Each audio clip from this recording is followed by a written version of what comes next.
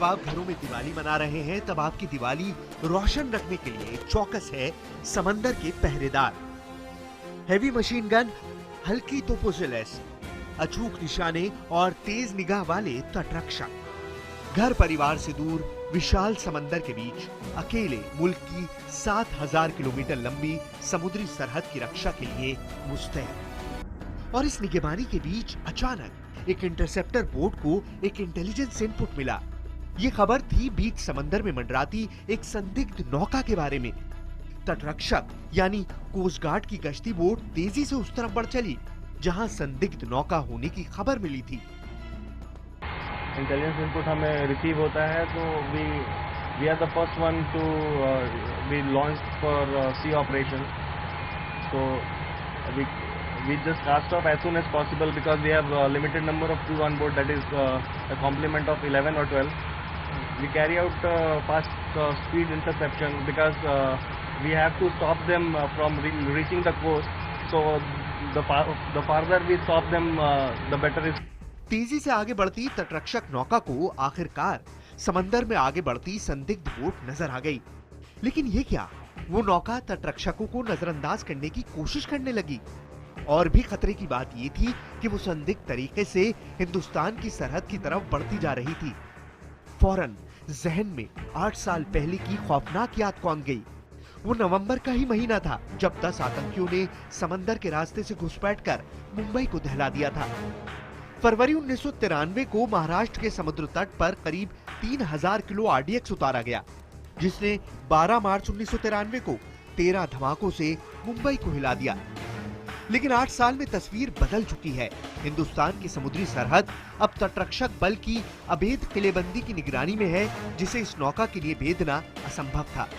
तटरक्षक की कश्ती बोट ने बड़ी तेजी से इसका पीछा किया।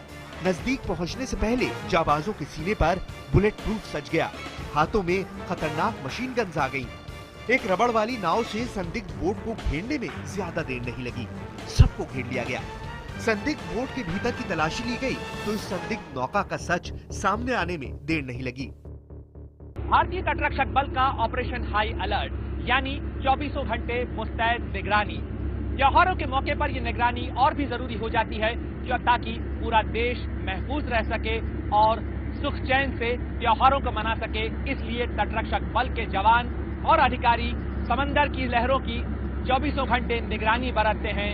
IBN-7 आज आपको दिखाएगा कि कैसे भारतीय समुद्री सरहद की निगरानी बरती जाती है ताकि 26/11 जैसा कोई हमला फिर दोबारा ना हो सके।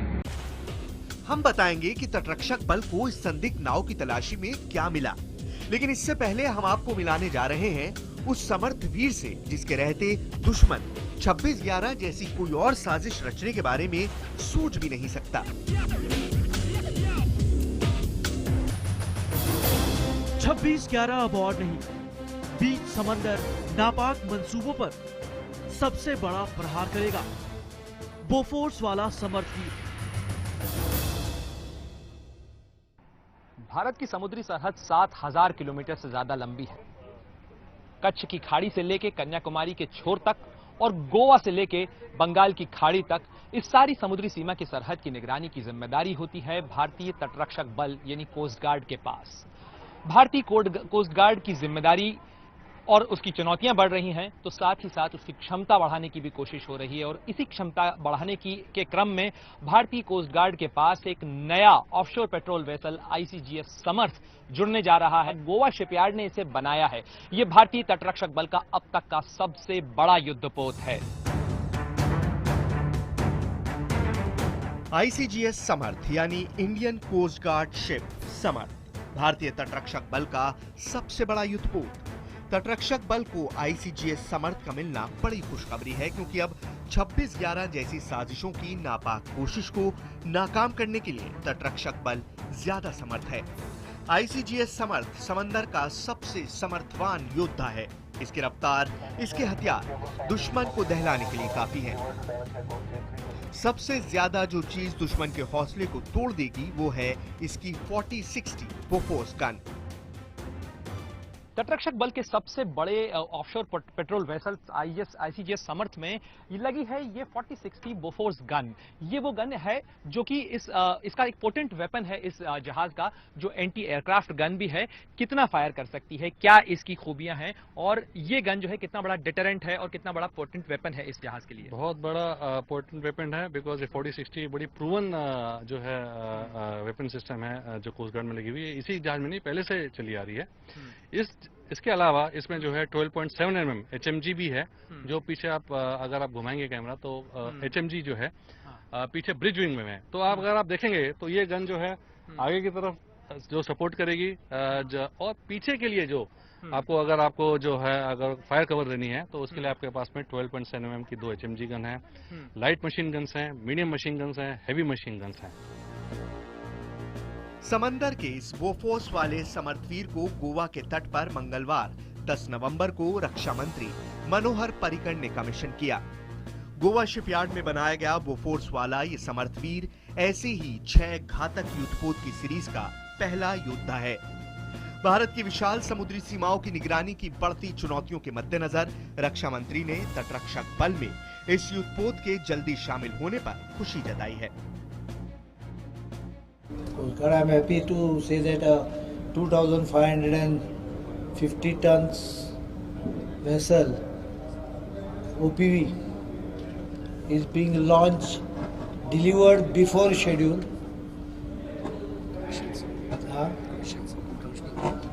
and commissioned today.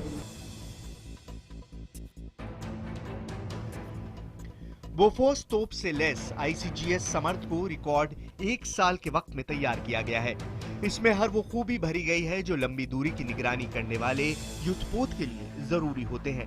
2550 टन वाला समर्थ तटरक्षक का सबसे बड़ा युद्धपोत है। ये 105 मीटर ऑफशोर पेट्रोल वेसल है, यानी बीच समंदर में रहकर निगरानी करने वाला पहरेदार, जो 6000 नॉटिकल मील तक ऑपरेशन की क्षमता से लैस है। जरूरत पड़ने पर 10,000 नॉटिकल मील पार कर सकता है। समर्थ पर बोफोर्स के अलावा इलेक्ट्रॉनिक वॉरफेयर सिस्टम भी है। खास बात यह है कि इसे डिजाइन करने से लेकर बनाने तक भारत में विकसित की गई तकनीकी और कलपुर्जों का इस्तेमाल किया गया है। गोवा शिपयार्ड धीरे धीरे पूरी तरह से स्वदेशी युद्धपोत बनाने के मामले में आत्मनिर्भर होता जा रहा है। मेक इन इंडिया का सबसे बेहतरीन नमूना है, और वो क्यों है? ये देखिए, ये डिजाइन हमारा जीएसएल का पेटेंटेड डिजाइन है, ये जीएसएल का अपना डिजाइन है, और हमने डिजाइन बनाया, दैट इज वन थिंग, और उस डिजाइन के पैरामीटर्स को एक्सेल किया है। लगभग पूरी तरह से स्वदेशी युद्धपोत तैयार कर गोवा शिपयार्ड ने अब गश्ती युद्धपोत और इस तरह के दूसरे युद्धपोत के पूरी तरह से देश में ही बनने का रास्ता खोल दिया है। रक्षा मंत्री भी मेक इन इंडिया के इस अभियान की तारीफ करने से खुद को रोक नहीं सके। Yes, I congratulate them because in this ship more than 70% components and items are indigenous.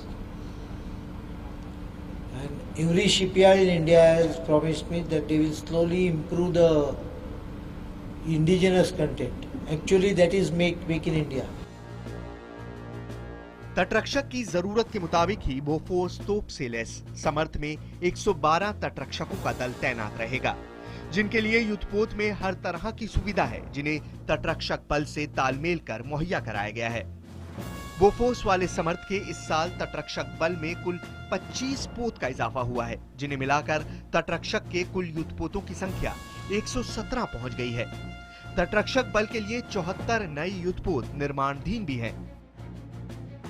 इस बात से इनकार नहीं किया जा सकता कि जिस तरीके से क्षमता विस्तार पर ध्यान दिया जा रहा है, जिस तरीके से ताकत बढ़ाने पे जोर दिया जा रहा है, क्योंकि भारत की समुद्री सीमा बहुत लंबी है, बहुत बड़ी है, और भारत प्रिडोमिनेंटली एक मैरीटाइम नेशन है, क्योंकि हिंद महासागर में भारत के लिए जिस तरीके से चुनौतियां बढ़ रही हैं, उसमें जरूरी है कि भारत अपनी समुद्री सरहद की मुस्तैद निगरानी करे।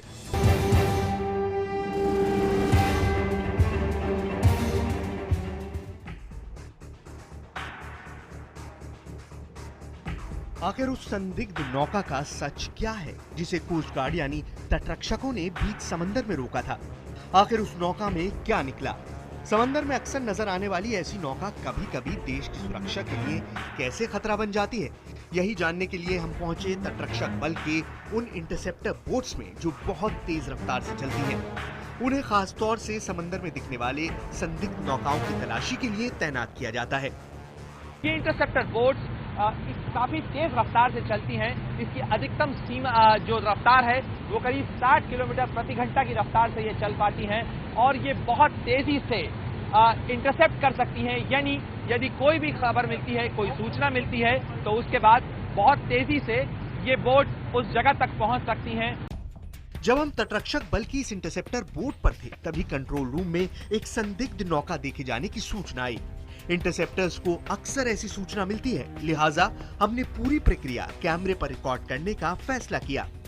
जैसे ही आपको भी खबर मिली है कि एक इंटरसेप्टर बोट आपको लॉन्च किया गया है, तो कैसे अब क्या एक्शन है इसके बाद? कभी भी हमें कोई सस्पिशियस बोट कोई अनटूवर्ड एक्टिविटी करते हुए पाई जाती है अगर, तो उसके बारे में सबसे पहले तो इंटेलिजेंस इनपुट मिलता है।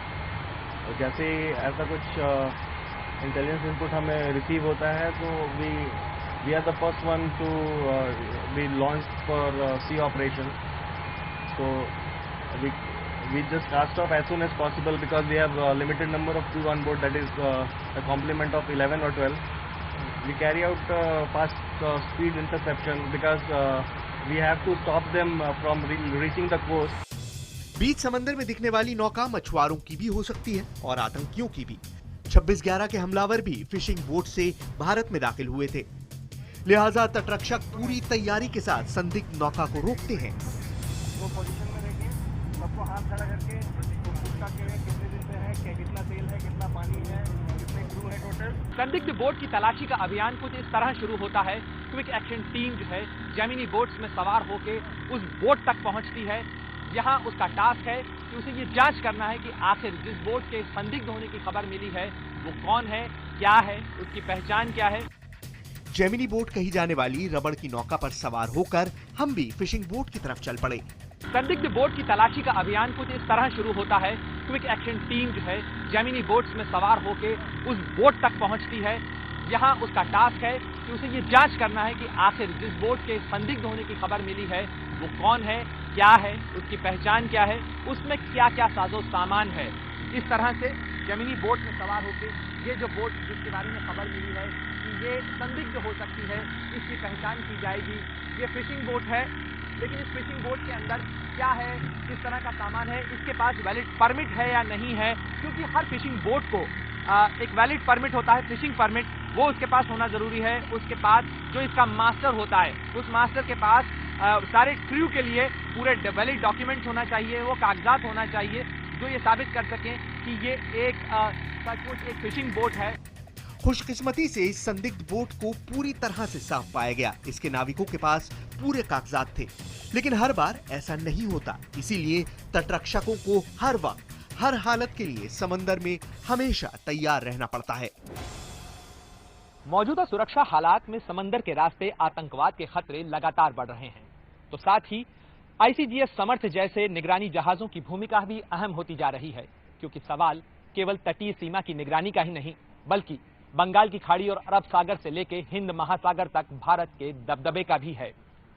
कैमरामैन सुनील सागर के साथ प्रणय उपाध्याय, गोवा, IBN 7।